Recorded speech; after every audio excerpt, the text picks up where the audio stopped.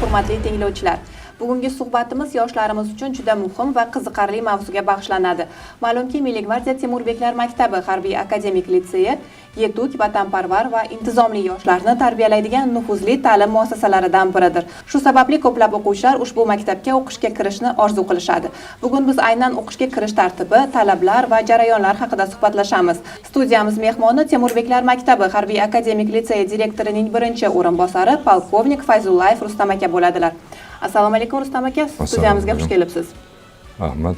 Toshkent Temurbeklar maktabi harbiy akademik litseyimiz 2019-yil 28-iyun kuni O'zbekiston Respublikasi Prezidenti tomonidan yoshlarni harbiy vatanparvarlik ruhida tarbiyalash, shu bilan birga qurolli kuchlar va davlat xizmatlari uchun kadrlar zaxirasini yaratish va takomillashtirish to'g'risidagi qarorlarda shu Temurbeklar maktabi tashkil etilsin deb belgilangan. Kuch tuzilmalari ichida 5 ta Temurbeklar maktabi mavjud va undan tashqari Mudofaa vazirligiga qarashli Xorazm viloyatidagi Jaloliddin Manguberdi va davlat xavfsizligi xizmatiga qarashli yosh chegarachilar Termiz shahrida joylashgan, ular ham harbiy akademik litsey. Umumiy harbiy akademik litseylari 7 tani tashkil etadi. Nomzodlarga qo'yiladigan talablar haqida gapirib bersangiz. 9-sinf bitirish arafasida 1-apreldan boshlab nomzodlar viloyat, tuman, shahar mudofaa ishlari bo'yicha bo'limlariga murojaat qilishadi va u yerda saralash tartibi boshlanadi. Asosiy talablar qanday? Bo'y ko'rsatkichi qanaqa bo'lishi kerak qizlarda va o'g'il bolalarda? Temurbeklar maktabida bo'yi parametrlariga to'xtaladigan bo'lsam, faqat Milliy gvardiyada 170 bo'yi bilan belgilangan. Qolgan Temurbeklar maktabida 160, 165 bo'yi belgilangan. Tanlovlarda to'xtaladigan bo'lsam, asosan tibbiy yo'nalish bo'yicha tekshiruv bo'lib o'tadi. O'quvchilar nomzodlarni jismoniy tayyorgarligi, psixofiziologik xususiyatlarini tekshirishadi.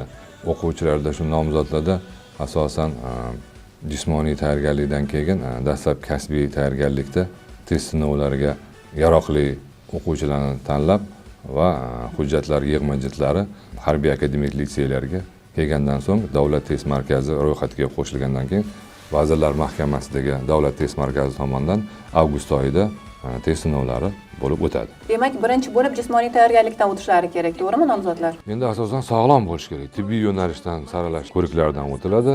Undan keyin jismonan sog'lom bo'lish kerak. Dastlabki kasbiy tanlovlarda psixofiziologik xususiyatlari, yakka tartibdagi suhbat va savodxonlik darajasini baholab beradi.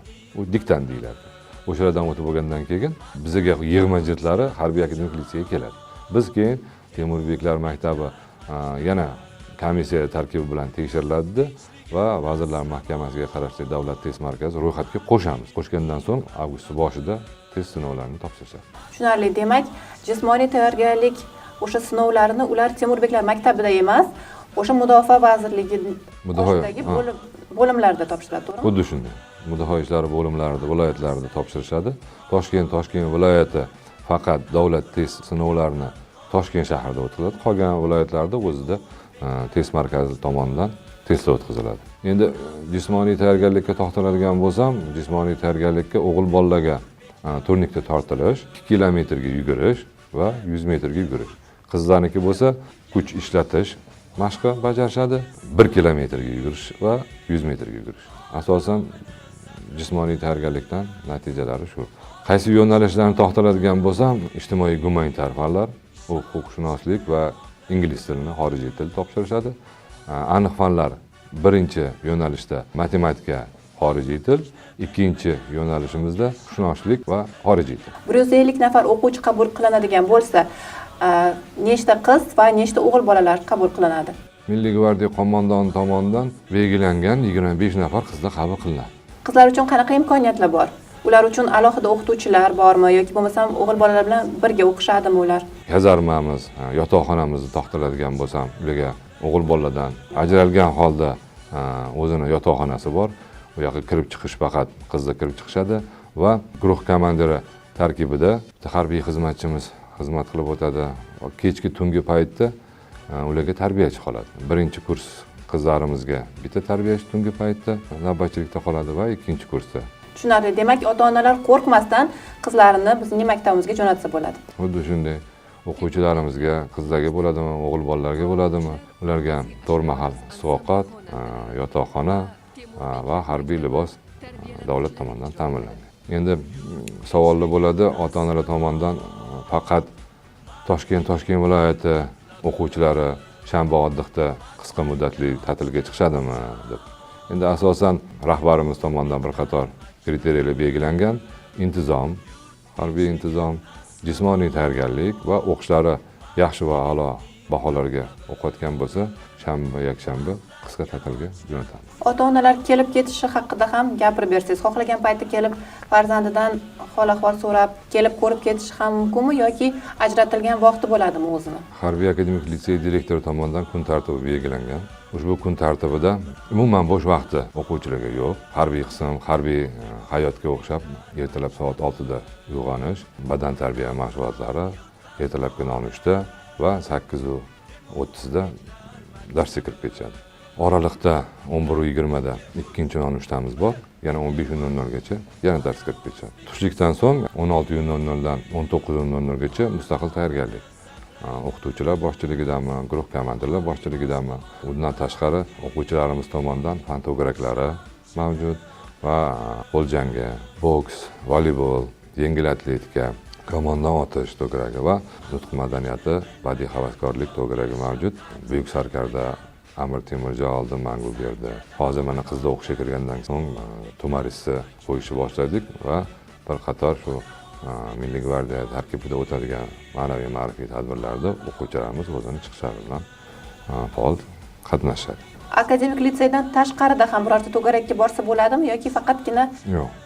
Yo'q. To'g'ri, ota-onalar tomonidan qo'shimcha yana sertifikatga qutiylik deb Toshkent viloyati ota-onalari ko'p murojaat qilishadi. Ko'chada repetitorlik qilib, yaxshi mutaxassislarga olib boraylik.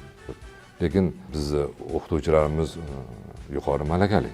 Qolaversa, ular bir qator tanlovlardan o'tib kelgan. Har bitta yo'nalish bo'yicha o'ziga yarasha sertifikatga ega. Hozirda bitiruvchilarni oladigan bo'lsak, 4 talab sertifikatga ega bo'lgan o'quvchilarimiz hozir. O'qish davomida intizom va harbiy tayyorgarlik qanchalik muhim? Birinchi navbatda kun tartibi deganimdek, kechagi bemalol erkin yurgan, maza qilib ko'chada yurgan bola bizni dargohga kelgandan keyin kun tartibini ko'radi. Harbiy libos kiyadi. Unga yarasha saf tayyorgarligi deymiz. Jismoniy tayyorgarligi deymiz. Rustam aka, bitiruvchilarga beriladigan imtiyozlar haqida ham gapirib o'tsangiz. Temurbeklar maktabi harbiy akademik litsey bitiruvchilariga bir qator imtiyozlar mavjud. Oliy ta'lim muassasasi harbiy yo'nalishga kiradigan bo'lsa, o'quvchilarimiz to'plagan balldan 30% qo'shiladi. Fuqarolik ixtisoslashtirilgan oliy ta'lim muassasasiga kiradigan bo'lsa, to'plangan balldan 15% qo'shiladi. Qizil diplomga bitiradigan o'quvchilarimiz O'zbekiston Respublikasi Jamoat xavfsizligi universiteti test sinovlariga kirmasdan suhbat orqali qabul qilinadi. Lekin jismoniy tayyorgarlik jarayonlarida qatnashishlari kerak, to'g'rimi? Qatnashish kerak. Undan tashqari o'quvchilarga BC kategoriyali bo'yicha nazariy va amaliy yo'nalishda avto tayyorgarlik darsligimiz mavjud. Hozirda bir qator muammolar borligi uchun amaliy mashg'ulotlar faqat harbiy akademik litsey hududida o'tkazib kelinmoqda. 18 yoshga to'lgandan keyin, voyaga yetgandan keyin o'quvchilarimiz ma'lumotlar bilan birgalikda BC kategoriya imtihon topshirishga haqqi bor, borib topshirib prava olishga haqli.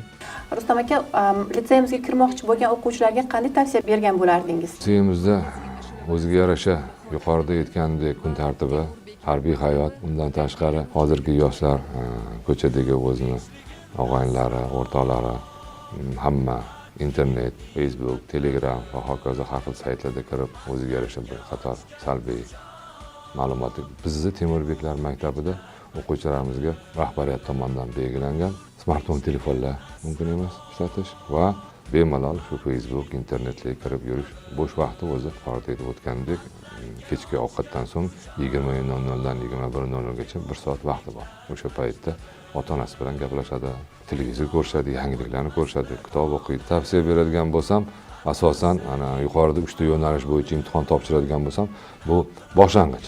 Tavsiyalarim endi asosan o'sha kilometrga yugurish, 100 metr va turnikni torttirish bu boshlang'ichi. Bizga o'qishga kirgandan so'ng o'quvchilar asosan shu nagruzkani kuchaytirilgan tarzda bo'ladi. Shunga yarasha jismoniy tayyorgarlik yo'nalishlarida chiniqqan sport bilan shug'ullangan bolalar bo'lmasa qiynalishi aniq.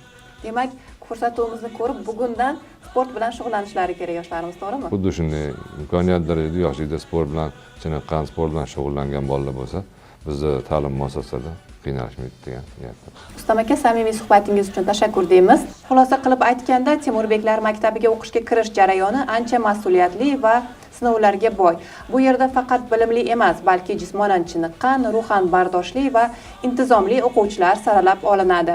Shu bilan birga ushbu maktab yoshlar uchun katta imkoniyatlar, mustahkam ta'lim va kelajakda harbiy sohada muvaffaqiyatli faoliyat yuritish uchun mustahkam poydevor yaratadi. E'tiboringiz uchun rahmat. Agar siz ham ushbu nufuzli maktabda tahsil olishni istasangiz, bugundan boshlab o'z ustingizda ishlashni boshlang.